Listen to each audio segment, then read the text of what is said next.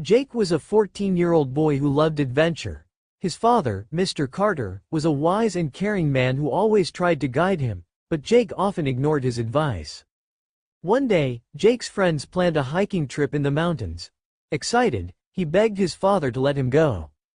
"You're too young, son," Mr. Carter warned. "The mountains can be dangerous."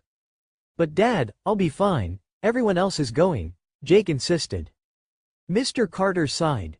"If you must go, promise me one thing: always stay with the guide." Jake nodded, barely paying attention.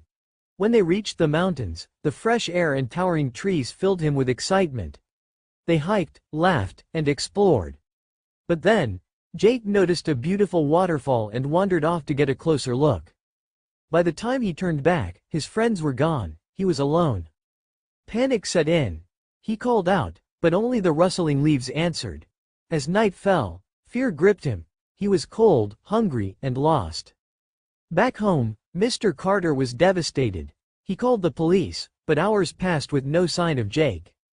Meanwhile, Jake sat by a rock, his stomach growling. Then, he remembered his father's advice. "If you're ever lost, follow the water. It will always lead you to safety."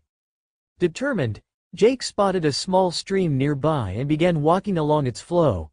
After what felt like hours, he saw smoke rising in the distance, a village. The kind villagers gave him food and called his father. When Mr. Carter arrived, he ran to his son, tears in his eyes. "Dad, I'm so sorry," Jake whispered. "You were right." Mr. Carter hugged him tightly. "I love you, son. I just wanted you to be safe."